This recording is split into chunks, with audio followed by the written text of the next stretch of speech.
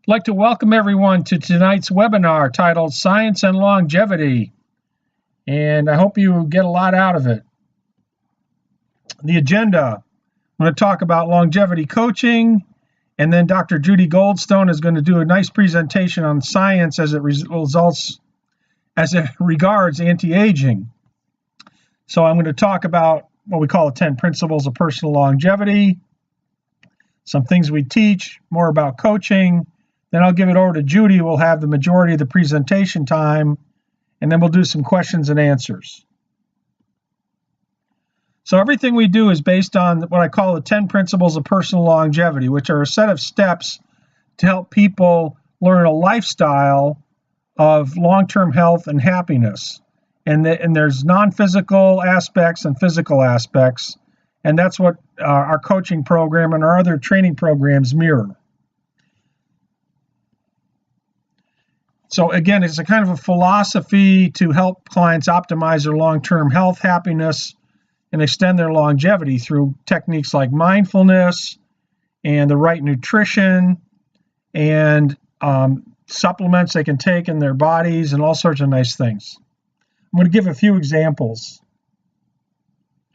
Some of the things that clients get as benefits of what we do include the diets of long-lived people from research we've done, lifestyles of long-lived people in terms of how they, in these older communities with lots of centenarians, how they have a very active lives, different types of activities and exercises for longevity.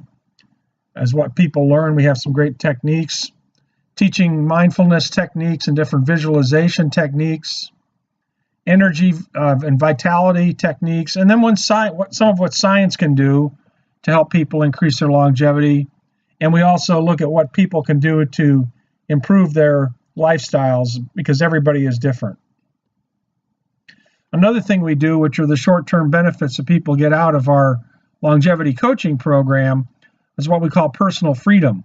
This helps people break psychological barriers to think outside the box, developing a life purpose and motivations, how they can change their embedded subconscious beliefs. All of these things have short-term impacts. So when people question, well, why should I do longevity coaching and training when the benefits are decades out? It's because of the things we teach them, which will result in short-term benefits. So let's provide some examples of what a coach will teach their clients. First, we'll look at the reality of long-lived people. Each of these areas, again, the 10 principles, represent areas of our coaching program, which involves multimedia, reading assignments on online tests. So here's some of the people who have been documented to have very long-lived lives. The lady in the lower left in color, as far as I know, is still alive. This a couple years ago. Some people have actually been filmed in videos, like Shirley Mislimoff, who was in the National Geographic in the 1970s, and also there's videos of him living in Azerbaijan near the Black Sea. So the first thing we want people to realize, and our whole first training course goes into this in a lot of depth, is that longevity exists around the world. The people have lived to incredible ages, and it's pretty well documented. So you should need to expand your thinking about what is possible. Let's talk about spiritual health. One of the things that is a question is, what are the biggest reasons people can live longer and healthier? And I've kind of given it away, but this is a little gold nugget I like to leave with people, is because of their spiritual connection. The more of a connection they have with their core spirit, and I mean whether they do prayer or meditation or communing with nature, the more it seems to bring a blueprint of health down into the body. This is known as mindfulness. And it has a direct relation to studies that have been done on people who practice meditation for many years. There's something in the body called the autonomic nervous system, and it's been shown that people who have a high level of mindfulness, the autonomic nervous system, or ANS, actually stabilizes the organs and glands in the body, which will then help stabilize their lives, make people less prone to stress-related diseases, and more prone to physical stability. So these are actually direct relations of what mindfulness can do for people and for their health, something we teach. The last area I want to look at, the physical body. We actually have 3 courses now in our training program about the physical body. And this one is based on a book I wrote, Lifestyles and Diets of Long-Lived People in these 4 communities around the world. And one of the things that really interested me was what the commonalities were. None of these communities with their historical diets were actually vegetarians, but they only had a small percentage of meat or fish in their diets. Only about 1 to 3% of the diets were meat or fish. The rest were all fruits and vegetables and grains. And I thought that was a real interesting commonality. And these communities are 4 of the largest communities around the world that have very long-lived centenarians in them. Hi, whoever joined us. We've already started the presentation, but we'll have a question and answer session at the end. Okay, so what is longevity coaching? And by the way, I'm recording this. I'll be sending this out to everybody. Longevity coaching is a way to learn how to build your own health and longevity for your family and friends.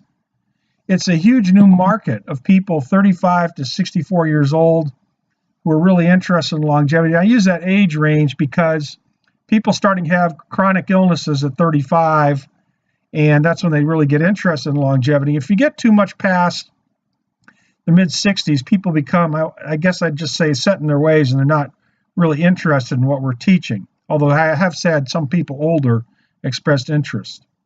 It's a lifestyle and new skill set to help people build their brand and their clients in the health and wellness business. We also provide a lot of aids, like a 100-page ebook and a whole course on how to coach successfully, how to build your coaching business.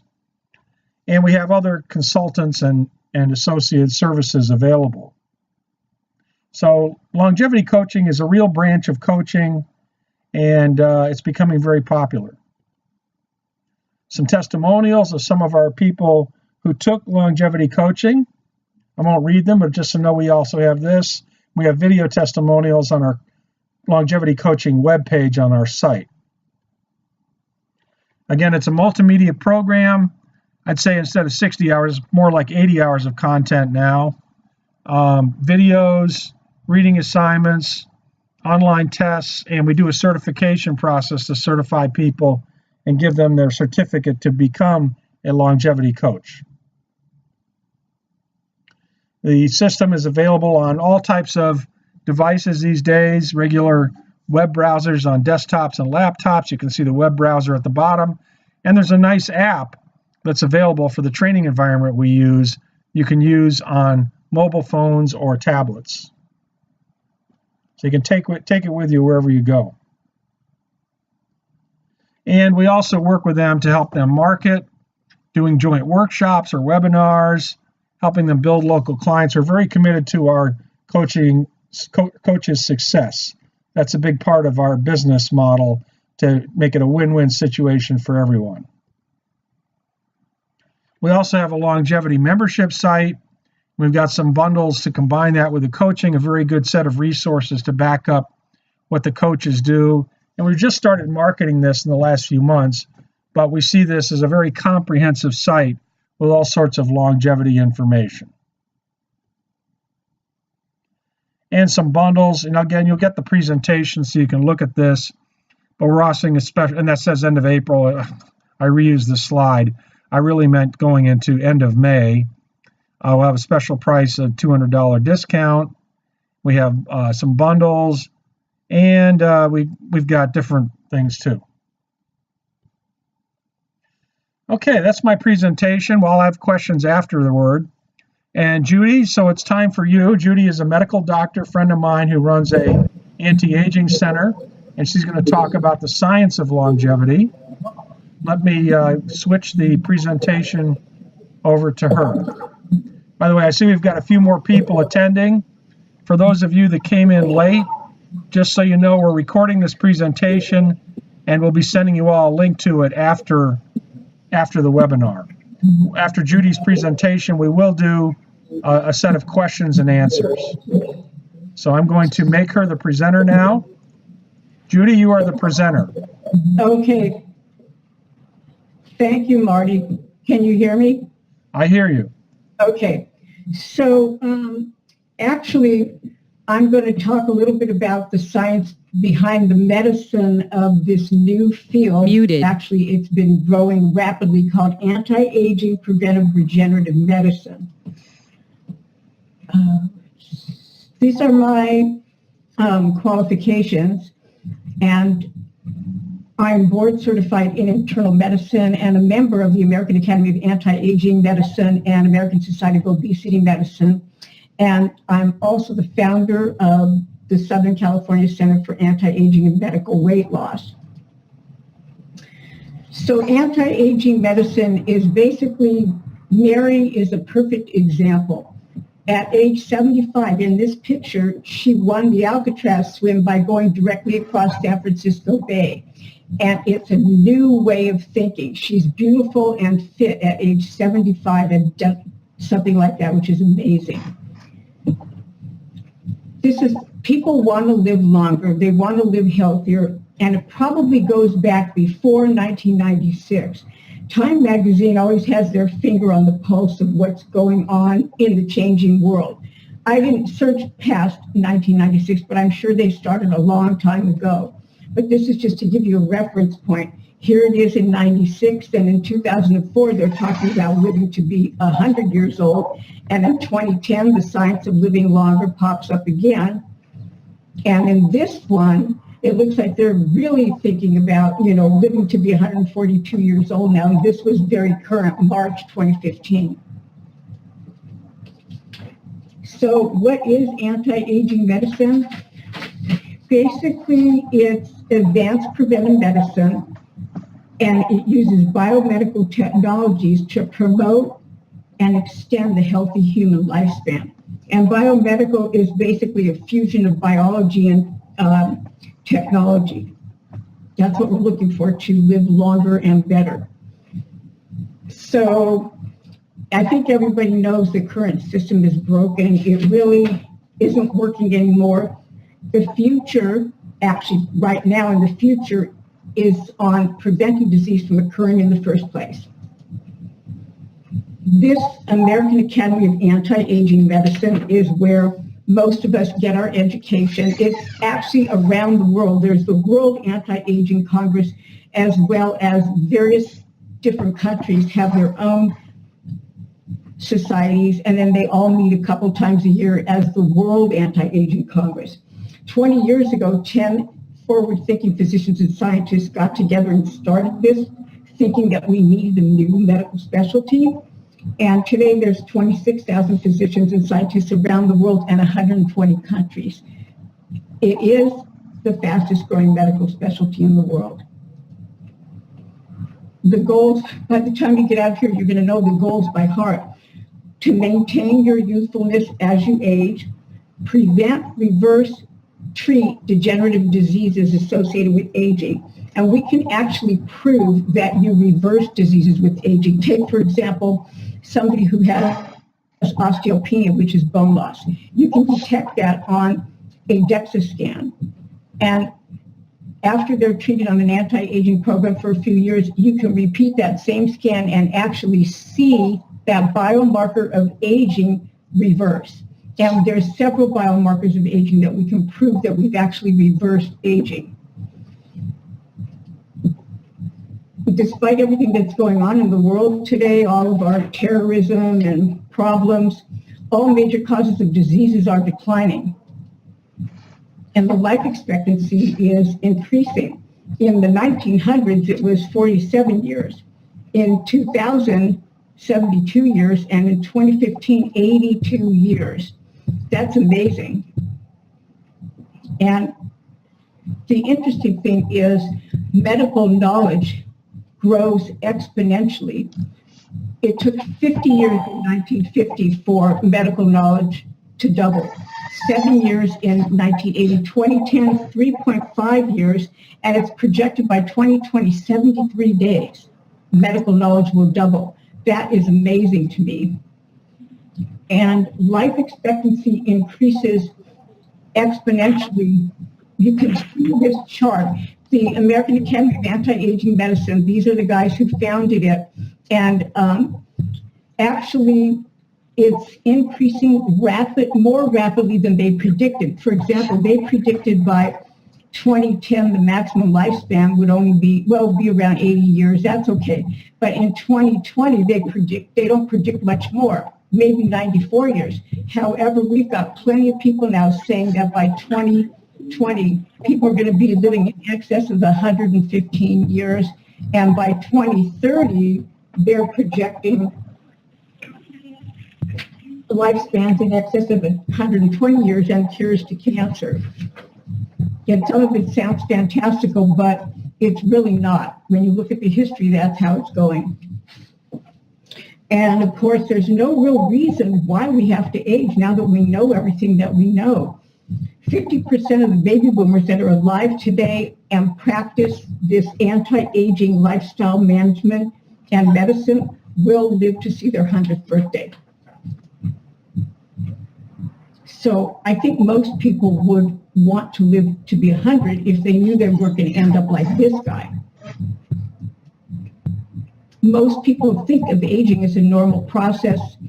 Your hormones decline as you age, you become frail, gray hair, sort of like that man, muscle weakness, dementia. People think it's all normal. And then you're going to end up with a major disease of aging. Down here, you're going to end up with some kind of cancer or diabetes or osteoporosis or dementia. But that isn't really true. This is true. Aging does have no mercy. But the new thinking is that we're not prisoners of our genetic destiny anymore. Aging really isn't inevitable. And down here, you can see aging is bodily degeneration, which can be prevented, treated, delayed, or reversed. You'll see this again and again as the major definition of anti-aging preventive regenerative medicine. And this guy, I love this guy, Bob Del Monte. He was into fitness his whole life and healthy lifestyle, but this is what he looked like at 80. And Kelly Nelson right here is 73, and she started an anti-aging program at 68. And her daughter here is 44 years old. They're both champion bike riders and have won master champion races. So this is all good and dandy, but how are we going to achieve this? And these are the top biotechnologies for achieving longevity. So most of you have probably heard about genetic engineering already. That includes stem cells. But basically, genetic engineering allows scientists to alter your genetic makeup by manipulating your genes. They can also eradicate disease by manipulating genes. And we'll get into that in a little while. Also, there's therapeutic cloning. We're all familiar with that, back to the time of Dolly. But they're not going to be using this that much in the future. They don't have to because of stem cells and artificial organs. Therapeutic cloning was thought to be like it was going to be a great source of organs, but we don't need it anymore. Nanotechnology, on the other hand, we do need. This is the study of manipulating matter at an atomic level. And for an example, just to see how big a nanogram is, a sheet of newspaper is 100,000 nanograms thick. So we're talking about sending in tiny little robots into the bloodstream, maybe to deliver drugs to a site or to repair damaged tissue or even detect cancer cells. And then artificial organs is pretty much self-explanatory. And here again, Time Magazine having their pulse on the future, 2001, talking about cloning. And we had to throw Scientific American in there too, just for a little diversity. Now, stem cells are going to have a huge amount of potential uses in the future. Right now, all I know that they're using them for is bone marrows, and in orthopedics, they're used for joint injuries. But stem cells are basically cells that can develop into any type of other cell, like muscle, blood, nerve, skin, just for an example. So they can potentially in the future regenerate all your body cells. So these things will be pretty much treatable. They're on the cusp, but not quite there yet. This is an idea to give, this slide gives you an idea of the sizes of drug delivery, like in 1972, 1992 got smaller. In 2002, it even got smaller. And then you skip over here, this is 1 inch. And these are the size of a dime. And then we're going to get into the nanotechnology, which you can't even see with the human eye. So these are some of the milestones with artificial organs. I read about the other day about the first artificial pancreas in the United States being used, but obviously in France they started sooner. And this synthetic skin has been available for a while, and this is a big boon to burn victims because they never had a good thing to put over their skin when they burnt. They were subject to all kinds of infections and whatnot. Well, now we can cover those burn patients with synthetic skin. And there's so many other things on the way. For example, this is a bioartificial organ. It's an ear grown in a petri dish, and it's functionable. And then I couldn't resist, talking about 3D bioprinting. Organs are already being made in a process they call bioprint, and that involves this bio ink made of cells. And then they use that and deposit that, and it has resulted in functional living tissue in the laboratory so far. Human use probably isn't too far along, though. And this is not a good picture. I apologize for that, but I think you get the idea. This bull has a ton of extra muscle, and he is born that way naturally. He has a gene that produces high amounts of muscle. And so some people are thinking that the next generation of like athletic doping might be gene doping, where they artificially develop these genes to give people more muscle. And right now they're using it for muscular dystrophy patients or people with polio that are lacking muscle. But it will probably come to the sports industry, and I hear that it's very hard to detect it also. So this gets into the next slide, which shows you that anti-aging medicine, or this advanced preventive medicine, really evolved from sports medicine. Because in sports, they're always thinking, how can we get our athletes smarter, faster, sharper? And so that morphed into anti-aging medicine, where most people want to take advantage of that. And then the next stage, which is already sort of here, human enhancement and augmentation. And I'll get into explaining that. Here's augmentation technology. Up here you see this hybrid assisted limb in the left corner. And that is a cyborg type robot where bodily functions can be improved. You see they help with walking. They can even be enhanced. And then we have myoelectric prosthesis that uses the existing muscles in a residual limb. Let's say this guy had his arm, cut off in an accident, but they can attach this to whatever is remaining to control the functions of the arm. The neuroprosthesis is the thing that I think is incredible. These are devices that can be linked right into your nervous system and enhance your cognitive, motor, muscular, sensory abilities. I want one of those. And then this is also one of my favorites from the days of RoboCop. You can see that these exoskeletons are wearable technology, and it's mechanically enhanced body armor, which allows these people, mostly for war, they can jump higher, run faster, have faster reflexes. But all these things, a lot of these advances start in military and eventually come down to us. And of course, I don't think a talk about anti-aging regenerative medicine is complete without talking about genetic testing, which I'm sure you've all heard of. A couple of things you may or may not have heard of, though, is that they have developed a tool called CRISPR, which allows scientists to edit the genomes with so much precision and efficiency that it's like made a huge difference. And this is just a little something for you to look at and maybe get a laugh. Okay. So this is a diagram of how are we going to arrive at what they call practical immortality. So, and I believe this is also a little bit not rapid enough. It's actually moving faster than it says here, but so they're talking about lifespans of 80 years.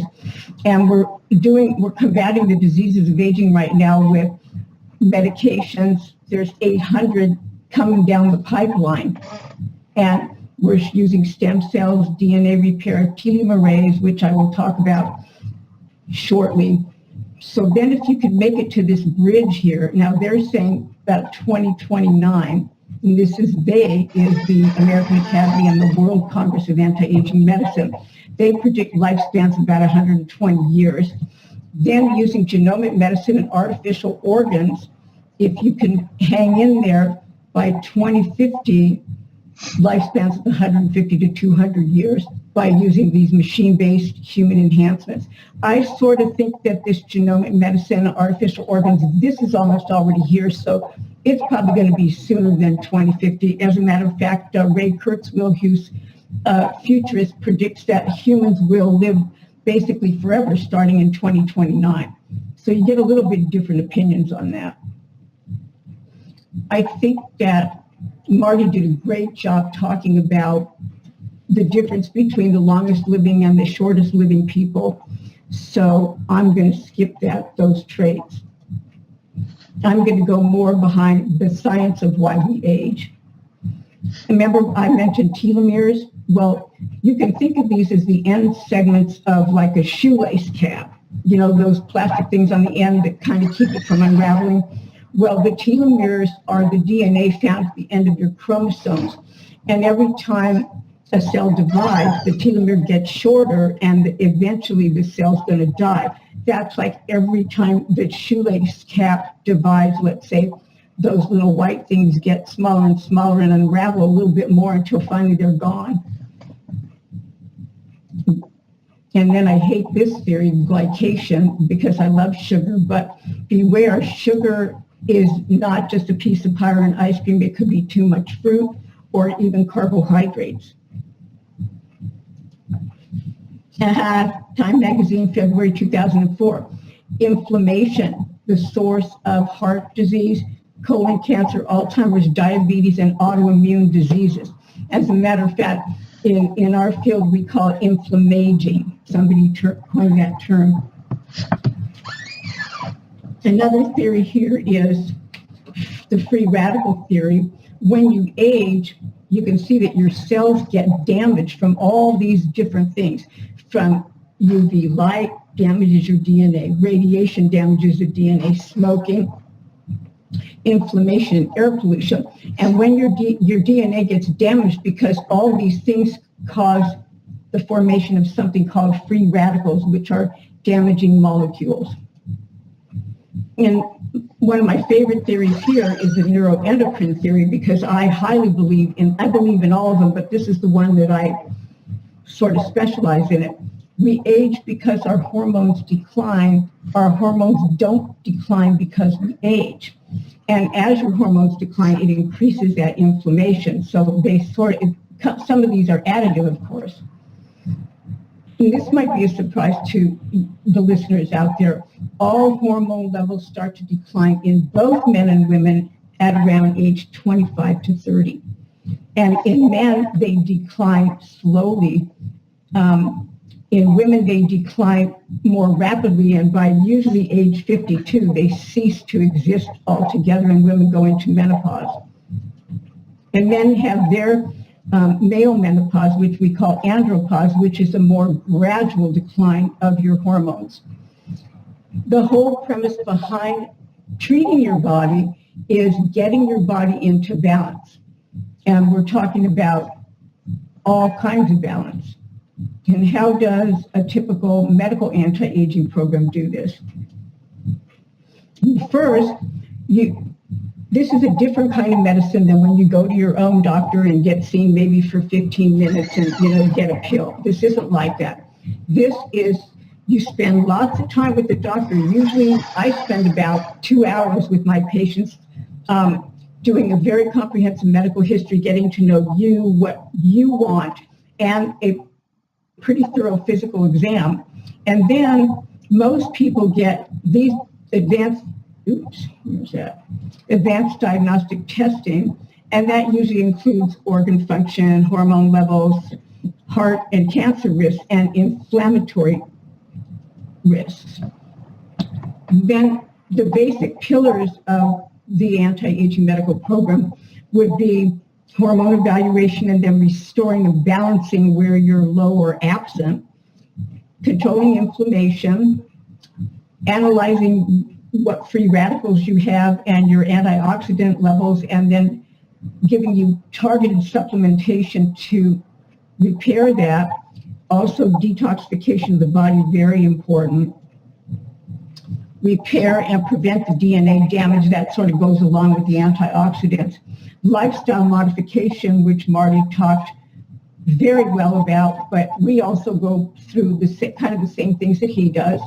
Bolstering your immune function, assessing and hoping to increase and helping to increase your exercise capacity. Then some patients want even more than that or may need more than that. So all these things are available, including targeted vitamin and fatty acid and mineral deficiencies, testing for that, heavy metals, cancer markers, advanced heart markers, genetic testing, food allergies, telomere analysis. We can actually do a test to look at the length of your telomeres, and if they're small, there's targeted interventions to try to make them longer.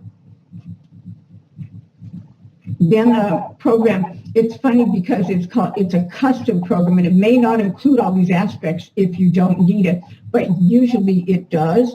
When all the results of all your tests come in, then we're going to go through stress reduction, exercise, what is the appropriate diet for you. Maybe you'll do well on an anti-inflammatory diet. Maybe you need a weight loss diet. Maybe you need the Mediterranean diet. There's all different types of diets. And so you need to know which one is right for you. Nutraceuticals are the supplements. Detoxification is so important because we're in such a polluted, toxic world. Inflammation control and hormone balancing with what we call bioidentical hormones. Those are human identical hormones. They're not the synthetic ones that the drug companies push. These are special hormones made by a compounding pharmacy specifically for what the individual needs. And then I just put these in here real quick because I want to show you a couple things. We owe a lot to her. People ridicule her, Suzanne Summers and whatnot, but she sticks her neck out and promotes this anti-aging program. And look at her. She's great. She's 64 years old. She's beautiful in person. She's so energetic. She has nothing to gain by sticking her neck out there, so you know she's just speaking from her heart. And I put this in for fun because I guess people can go too far with cosmetic surgery. And then, of course, so what are you going to get out of this whole anti-aging program? Well, you know, I started this about 8 years ago myself, and I get pretty much everything listed here. Better energy levels, sense of well-being really starts to boost up, better libido and sex performance. You can, you know, improve exercise capacity, strength. Your immune function gets so much better that you're not getting sick all the time, and that's how you stave off those diseases of aging. That's one way. Your overall quality of life is improved, basically, and you can prevent many of those diseases of aging. And then I just want to leave you with some ways to live longer and better. I'm going to go through these pretty quickly, and you can get a copy of this. Marty said he was going to send you the slides so you'll have them. Of course, staying at a good weight cuts out a lot of disease, cuts out diabetes, hypertension, and heart disease in most people, high cholesterol too. Obesity is associated with so many bad things and more cancer too. Regular exercise. Exercise, I found the best thing about it, besides keeping your weight under control, is it's a great antidepressant and a great way to manage stress. It's important to be social. You know how older people, they get isolated and they get depressed and then they die. So as you age, keep all your friends and make new ones. Keep an active sex life. I showed this to my husband. Men who had sex 3 or more times a week looked an average of 12 years younger than they actually were. And I looked up that study. It was really hard to find, but it was actually there. I thought that was pretty cool.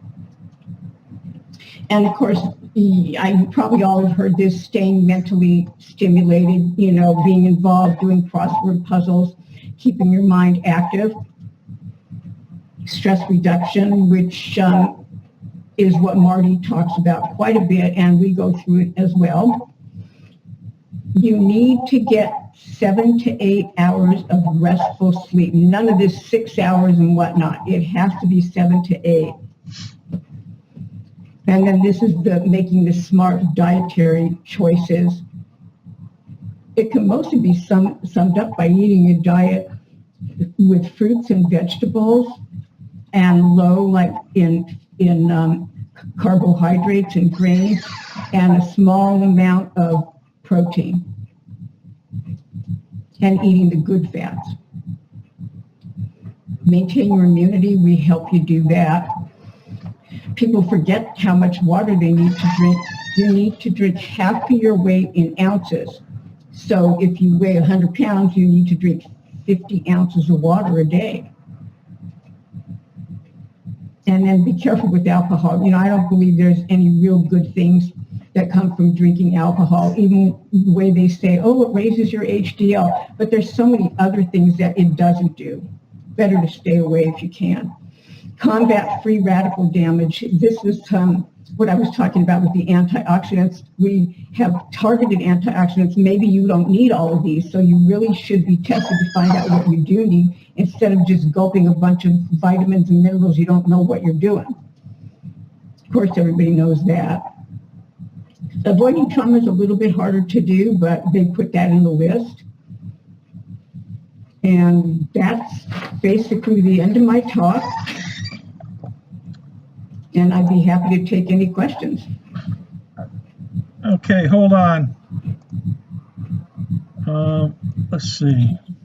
Dr. Judy, thank you so much. Unmuted. I do have a quick question for you, if I may. Yeah, who is this? This is Ian. Oh, Ian. Ian Clark. Yes, thank you. What is your... Wonderful presentation. Thank you. I have a question for you, if I may ask. Are your clients, or patients, I should say, are your patients coming in unhealthy patients that want to get healthy, or are your patients healthy patients who want to add more years to their life? God, How could you quantify that for me? That's such a good question. You know, I get both.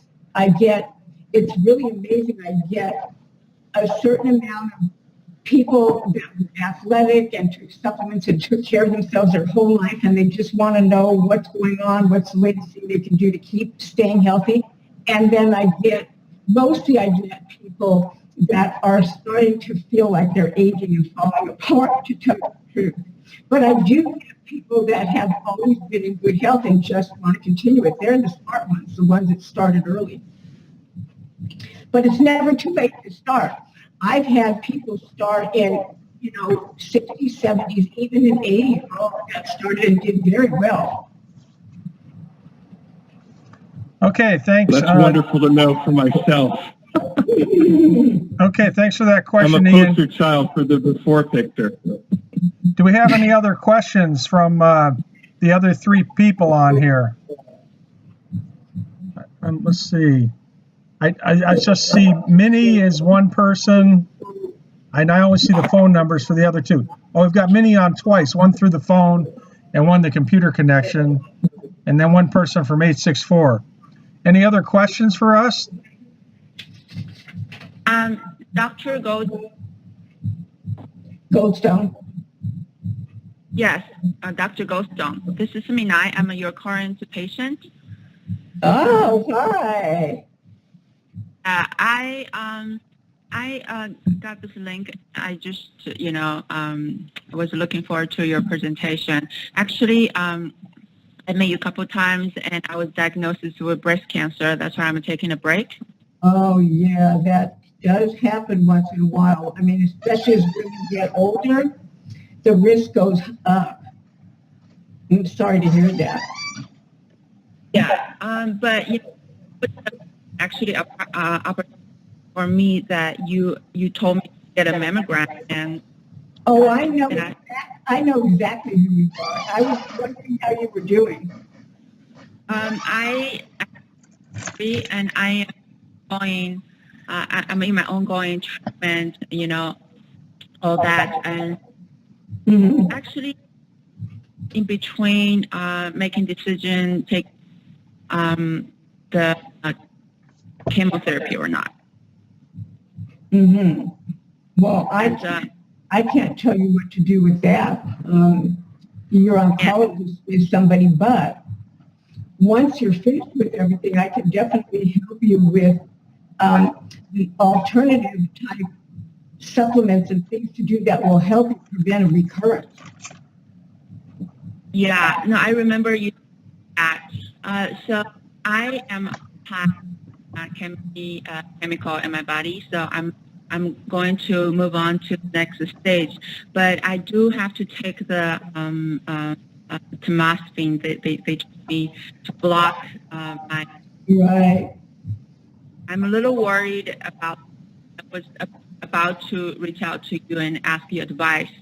Well, I'll tell you what. Since we're on this call, why don't you call me in the office, and we can talk a little bit about it. Yeah, I will do that. Yeah, thank you. I'm glad that you listened to the lecture. Thank you. Okay, last call for questions. I want to remind everybody that we're recording this, and I will be sending out everybody a link with the video for this webinar. Any other question? Yes, Marty. I was wondering if you could expand on one of the 10 principles for me. And Dr. Judy, please add in the life urge. Can you expand a little bit on the life urge? Yeah, let me bring up that slide. So, thank you. Whoops, I'm going to close Judy's, and I've got to share mine. Just a second here. Judy, if you could share my screen back to me. I will. Let me see.